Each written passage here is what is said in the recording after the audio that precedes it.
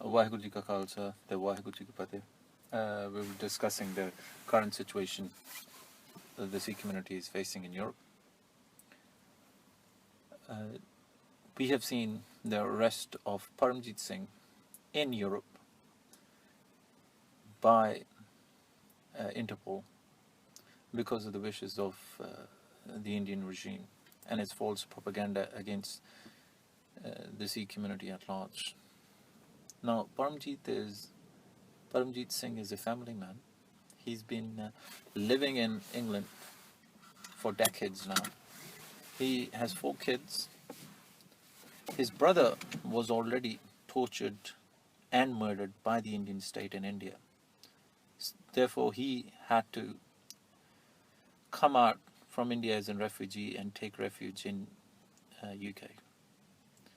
Now we have seen Indian government doing a complete, absolute fake propaganda against the Sikh community all over in Europe. And because of that propaganda and because of those false accusations, a family man like Paramjit Singh has been arrested and is being threatened with extradition. This shows you that the regime itself is willing to go to is willing to fall down to all the lowest of the low which are capable when it comes to the Sikh community. And this also shines a light on the so-called human rights situation within Europe.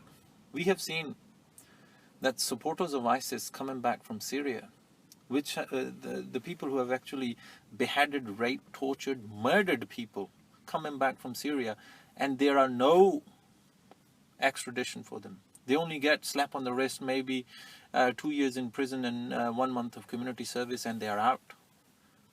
But when it comes to Sikhs, and Mr. Paramjit has been living in UK for decades, over a decade now. He has no criminal record at all, but because of the false propaganda by the Indian state, he has been arrested and is being threatened. His brother was tortured to death.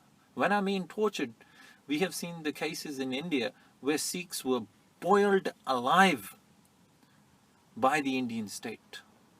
Boiled alive to death, ladies and gentlemen.